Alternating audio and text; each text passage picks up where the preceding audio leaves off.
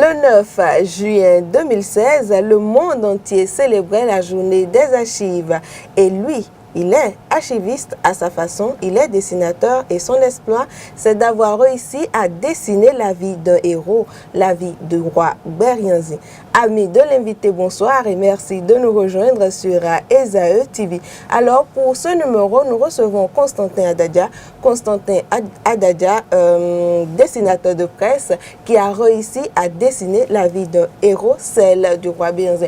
Constantin Adadia, bonjour. Bonjour, bonjour. Vous allez bien? Très bien. Vous avez alors réussi à dessiner la vie du roi Berianzi, comme je le disais. Tout au long de cette émission, nous allons nous donner pour tâche de parcourir votre livre, puisque c'est un recueil de dessins qui relate la vie donc qu'a été celle du roi Berianzi. Alors la première question pour vous, pour dessiner une histoire, est-ce qu'il faut déjà la connaître? Pas forcément. Pas forcément.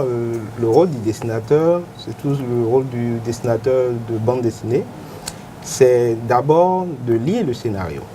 C'est un peu comme au cinéma, on lui donne un scénario, ou lui-même il écrit son scénario à lui, et ensuite il commence par faire des recherches. S'il est à l'origine du projet, il peut commencer les recherches après, mais si c'est lui-même qui est l'auteur de l'histoire, il doit quand même faire des démarches.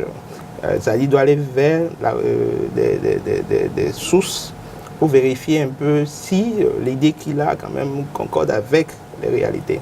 Et dans ce cas précis, moi j'ai été invité sur le projet. D'accord, donc nous partons à l'origine du projet. Comment est partie l'initiative de dessiner la vie du roi?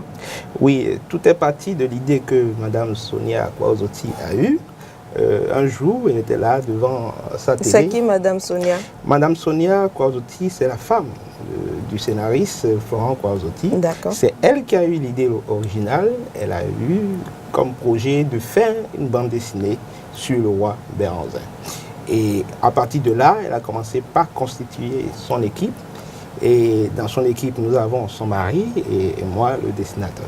D'accord. Alors, désormais, un trio, l'épouse, l'époux, chacun dans son rôle et vous, le dessinateur. Comment est-ce que le travail a été fait? Vous avez reçu le scénario qui était la vie du roi Berianzi. Il fallait dessiner. Comment est-ce que vous avez procédé? Au départ même, on m'a donné quand même une partie du scénario. Et j'ai commencé par travailler dessus parce qu'il fallait quand même voir si le dessinateur qu'on a choisi quand même répondait quand même aux exigences du projet. Et en même temps, j'ai fait quand même les premiers dessins. Et comme ça a été validé par la suite, on m'a donné la suite du scénario. Donc lorsque j'ai eu le scénario complet, j'ai commencé par réfléchir dessus. Ça a quand même pris un certain temps. Et alors là, j'ai décidé quand même, pour être vraiment efficace, d'aller faire des recherches. Faire des recherches sur le net. Je suis allé sur le net, j'ai copié des images, je suis allé sur des sites pour voir comment l'univers que je vais bientôt dessiner se présentait. En même temps, ça ne suffisait pas, il fallait quand même passer par des bibliothèques, voir s'il y avait des ouvrages quand même qui parlaient de la chose. Il y a aussi Mme Sonia aussi qui m'a fourni quand même des documents qui m'ont quand même beaucoup aidé. Mais là, jusqu'ici, ça ne suffisait pas. Ma démarche de dessinateur voulait plus. Donc je suis allé à Abomey.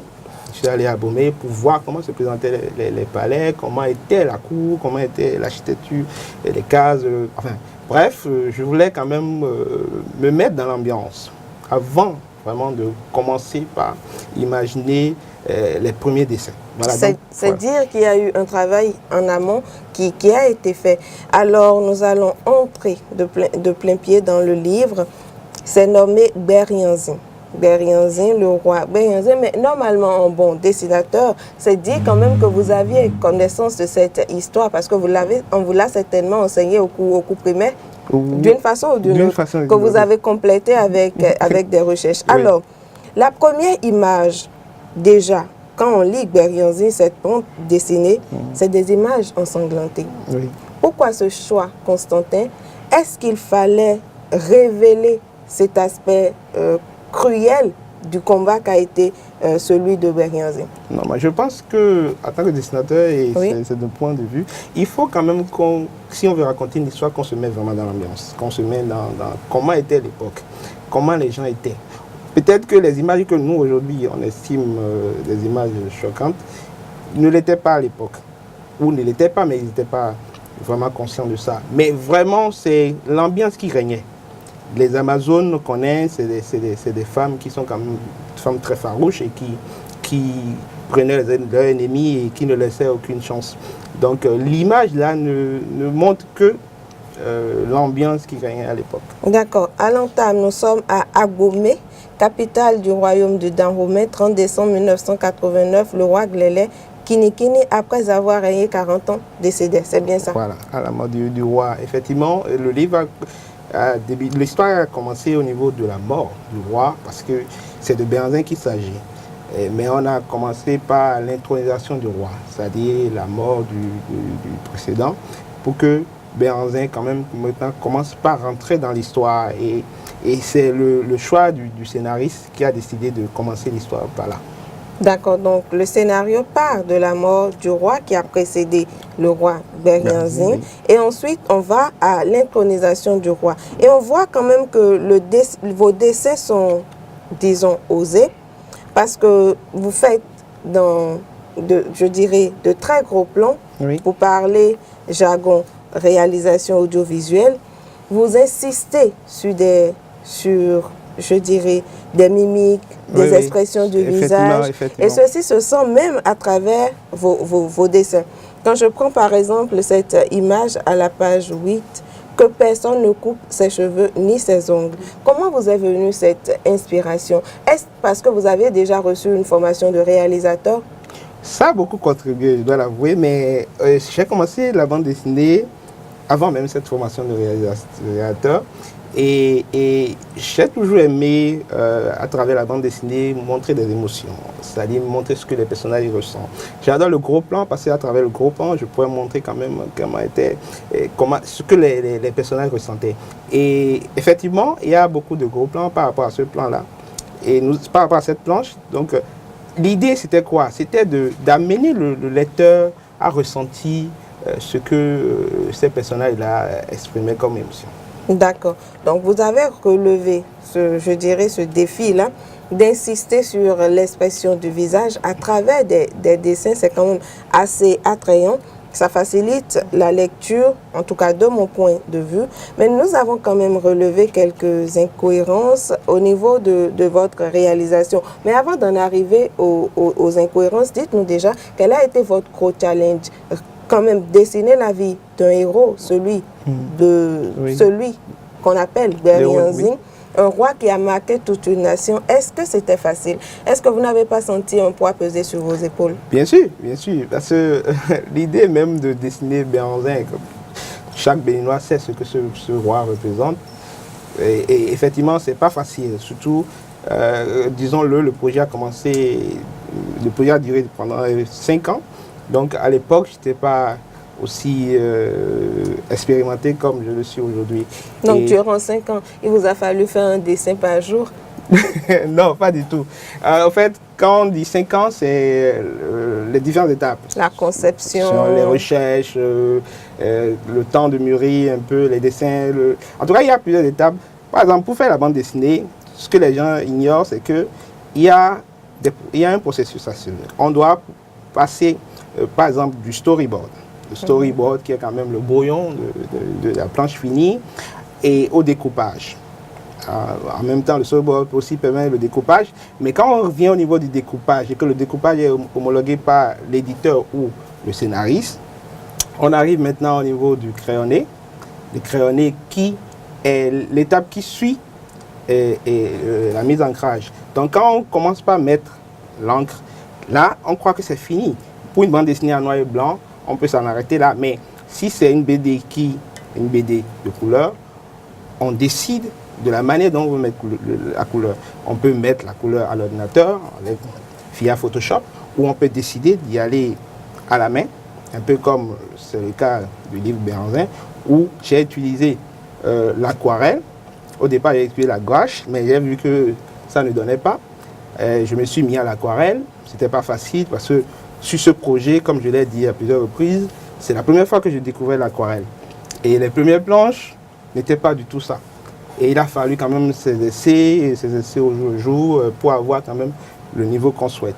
Donc, toute la bande dessinée de Bernardin a été réalisée à l'aquarelle et il fallait utiliser le pinceau. Donc, chaque planche, chaque case devait être dessinée. Et à chaque fois, c'était un challenge parce que tu peux réussir une case et louper l'autre case. Et j'avais décidé aussi d'y aller au dessin direct. C'est-à-dire quoi? Je peux quand même photocopier le dessin, la planche noir et blanc, et travailler sur la photocopie. Mais j'ai décidé de travailler sur la planche originale. Donc c'était un risque que j'ai pris et voilà le résultat. Quel en a été l'avantage? Pourquoi avoir choisi de prendre ce risque? Oui, je voulais sentir quand même, il y avait ce risque-là. Je voulais sentir le risque pour pouvoir bien m'appliquer. Si je savais qu'il y avait la planche originale de côté et que je travaillais sur une copie, peut-être que j'allais voilà, me détendre et commettre des erreurs que je... Déjà, à l'entame de l'ouvrage, vous êtes parti avec 3 images du roi. Oui. À la fin aussi, vous avez aussi publié 3 images du roi Berianzin. Oui. Est-ce que vous avez le sentiment d'avoir répété ou sinon révélé exactement l'image du roi Berianzin? Non, non. En fait, le principe c'était quoi? C'est de raconter une histoire. L'histoire du roi Berianzin. Mais en même temps, n'oublions pas qu'il y a plusieurs facteurs. Il y a les personnages secondaires, il y a quand même le décor, il y a plusieurs éléments. Et le fait de dessiner le roi Berianzin ne s'arrête pas seulement au trait. Ça ne s'arrête pas seulement au trait. Effectivement, dans la bande dessinée, on sent bien que le roi Berianzin a été dessiné par le choix du dessinateur. C'est un choix que j'ai fait et je l'assume. Voilà. Donc, c'est pour autant que vous avez défiguré le roi ou c'est juste l'imagination que vous faites du personnage? En fait, oui, voilà. C'est un travail d'inspiration. Oui, effectivement, c'est un travail d'inspiration. Quand je suis sur un projet, je ne devrais pas parler comme ça, mais je suis un peu genre dans mon monde. Voilà, je suis dans mon monde et je suis isolé. Et je rends ce qui me vient. Voilà. Donc c'est à peu près comme ça que je travaille. Déjà, dans l'ouvrage, on voit des Amazones parce que l'une des particularités qu'a été le règne de Berianzin, c'est quand même les Amazones qui ont marqué l'histoire, ces femmes battantes, vaillantes, qui ont combattu les colons. Donc, on en voit qui ont la poitrine cachée, si je peux le dire ainsi, et on en voit aussi qui ont la poitrine à découvert. Pourquoi ce choix, monsieur le dessinateur? Oui, oui, c'est à travers les recherches que j'ai remarqué aussi qu'à l'époque, oui, il y avait des femmes qui cachaient leur poitrine et d'autres non. D'autres non. C'est vrai qu'on imagine, sans avoir des images, que toutes les femmes avaient les poitrines nues. Non, je ne pense pas. Et c'est à travers les recherches que je me suis dit, bon voilà, pourquoi ne pas présenter ces deux aspects-là des femmes de l'époque. Voilà. Et c'est pour ça qu'on retrouve ça dans le livre. D'accord. Partons de la page 1 à la page 22 de votre ouvrage, où vous nous disiez par exemple que vous êtes allé à Abomey pour quand même voir la structure ou comment est-ce que les palais de l'époque étaient représentés. Oui. Mais ici, vous représentez le Parlement français à la page 22 de l'ouvrage. Mais est-ce pour autant que vous avez fait un détour à Paris pour pouvoir réaliser l'œuvre? J'aurais bien voulu, mais ça n'a pas été le cas. Non, je me suis servi, comme je l'ai dit, à travers les recherches, je me suis servi de photos. De ces photos pour voir comment était le Parlement à l'époque, comment l'ambiance était. Et j'ai eu la chance quand même de tomber sur des photos de l'époque qui répondaient vraiment à ce que je voulais. Et voilà le résultat. D'accord. Parlons toujours de résultats. Je pense que là, nous allons aborder les incohérences. Nous sommes à la page 24 du livre de la bande dessinée Berianzin, où la mer, elle est peinte en vert. Oui. Pourquoi? Oui. En fait, c'est pas la mer. Il me semble que ça doit être fleuve ou lagune. D'accord. Oui. Oui. Quand on regarde l'eau, tout le monde sait que l'eau n'a pas de couleur. Donc, mais quand même, il faut mettre une couleur. L'océan reflète l'image du ciel. Donc on pense que parfois on dit c'est bleu, parfois on dit c'est vert. Ça change selon le point de vue. Ici, compte tenu du décor, compte tenu de la verdure, je crois que le choix a été porté sur cette couleur verte-là. pour représenter un peu. Ça a été votre choix ou ça a été le choix du trio? Ça a été le choix du coloriste. Voilà. D'accord. Parce qu'en plus de votre travail, Non, il c'est fallait... moi le coloriste, en fait. D'accord, d'accord. Sous votre double casquette Oui. de dessinateur et de coloriste en oui. même temps, donc ça a été votre choix unilatéral de Effectivement. nous peindre la lagune, le fleuve ou Oui, l'océan effectivement, en vert. Oui. D'accord, nous allons aller à la page 94 de l'ouvrage. Non, je rappelle que l'ouvrage fait 94 pages et a Oui. été lancé le 29 avril au CCF. Alors, Constantin Adadia, dites-nous de la vie du héros Oui. qu'a été Berianzin. Qu'est-ce qui vous a le plus marqué? Oui, en découvrant le scénario, j'ai quand même remarqué que le personnage principal, le roi Berianzin, quand même, avait quand même une forte personnalité. Et c'est ça qui m'a marqué le plus. C'est un roi quand même qui ne laissait pas la place au doute. Il savait là où il allait et il sait quand même quand prendre des décisions, même si c'est des décisions difficiles. Et il était vraiment sûr de lui. Et c'est vraiment ce qui m'a marqué sur ce projet. C'est ce qui m'a marqué par rapport à ce personnage. Quand je dessinais le personnage, je disais, waouh, voilà un homme qui mérite qu'on raconte son histoire. D'accord. Vous avez raconté son histoire à travers des bandes dessinées, mais vous me disiez tout à l'heure quand même que c'est ce choix qu'a opéré le roi entre écouter le phare et suivre son instinct, c'est-à-dire prendre sa décision. Vous auriez aimé qu'il écoute le phare, par exemple? Oui, parce que moi, personnellement, je pense qu'arrivé à un moment donné, il faut quand même considérer son entourage. Il faut l'écouter. Il faut l'écouter et savoir que, en fonction, c'est-à-dire par rapport à la situation, peut-être s'oublier et faire preuve d'humilité, je dois le dire ainsi, et écouter.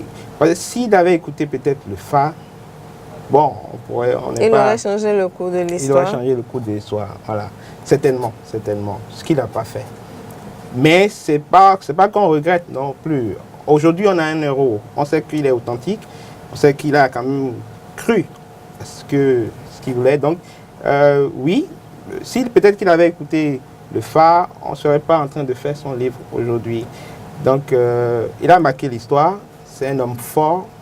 Et c'est les hommes forts qui marquent l'histoire. Alors, pour ceux qui ne connaissent pas du tout le roi Berianzin, oui. Résumez-nous sa vie. Je vais vous résumer sa vie selon le livre. Oui. Oui, donc il a été intronisé suite à la mort de son père et immédiatement il y a la guerre entre lui et les Français et il a mené cette guerre comme il pouvait. Arrivé à un moment donné, il a commencé par perdre du terrain. Grâce à plusieurs facteurs. Il y avait le fait qu'il n'était pas assez outillé par rapport à son adversaire. Il y avait aussi le fait que les Français avaient des alliés qui leur permettaient quand même de passer par certains chemins pour pouvoir encercler le royaume. Donc, vu tous ces aspects, le roi ne pouvait pas vraiment gagner, mais il a quand même continué. Et à la fin, il s'est rendu et on l'a exilé et il est mort en exil. On a ramené son corps au Bénin. D'accord. À la page 48 de l'ouvrage, par exemple, vous avez quand même essayé de refléter au plus près possible, du plus près possible, ce qu'a été l'histoire. Quand on lit, par exemple, vous n'êtes pas le scénariste, mais quand on lit, par exemple, à bas les Français, ce ne sont pas des Français, mais c'est les Français. Oui. Et c'est écrit ainsi. Pourquoi ce choix?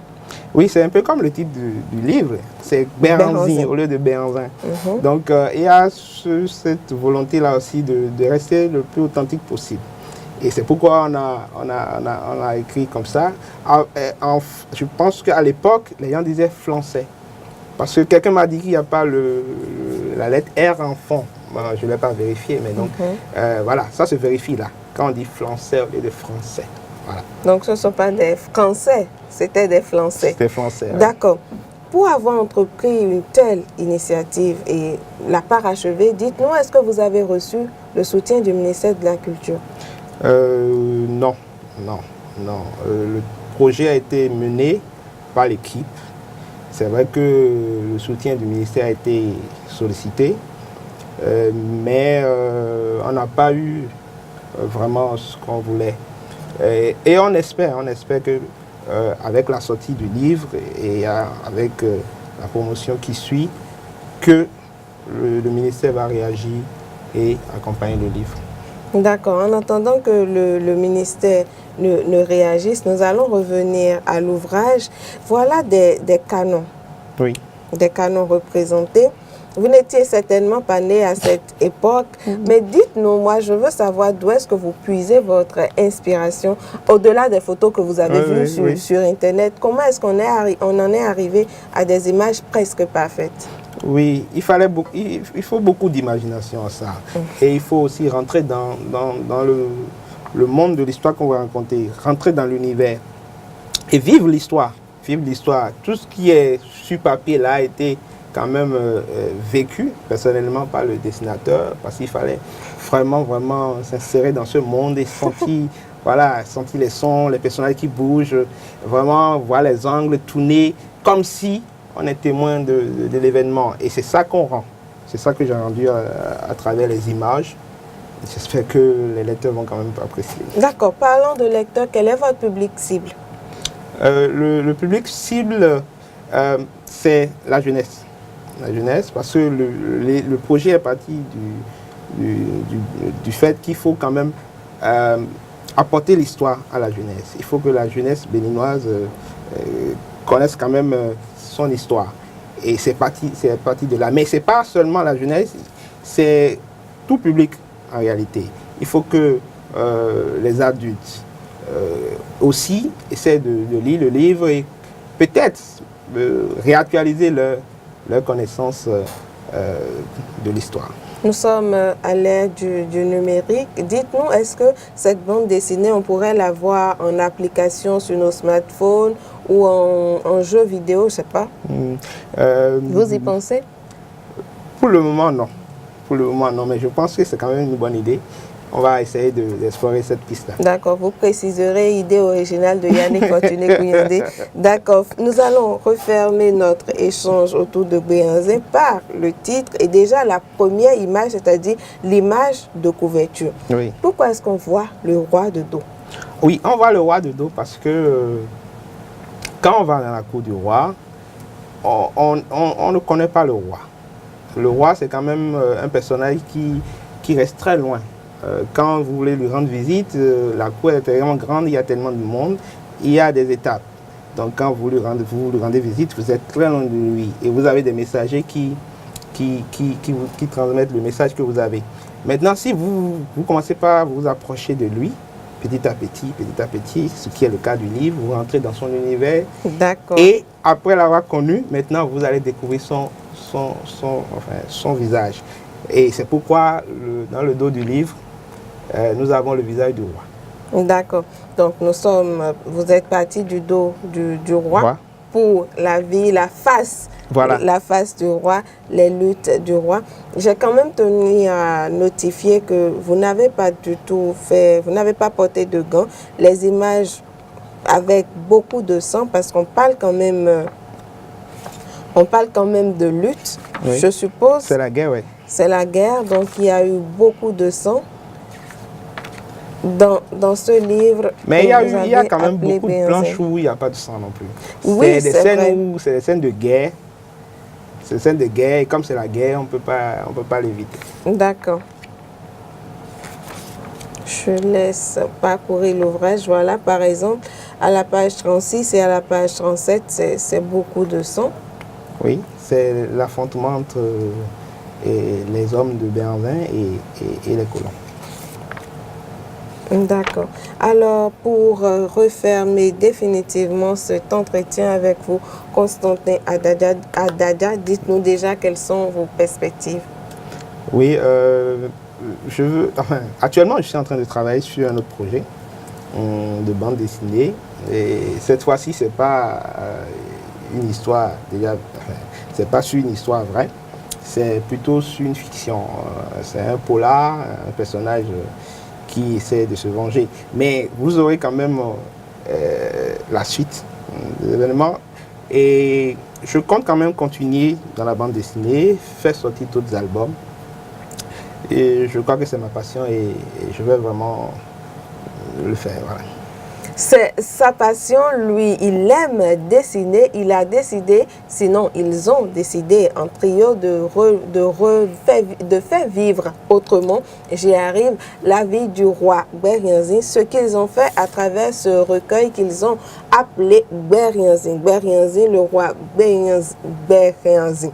Le roi Gberianzin qui a dirigé l'actuel Bénin, sinon qui a régné, pour parler du bon français, qui a régné sur le Bénin pendant des décennies, qui a été forcé à l'exil et qui finalement a décédé et dont l'histoire retient le nom. Merci de nous avoir suivis et bonsoir chez vous.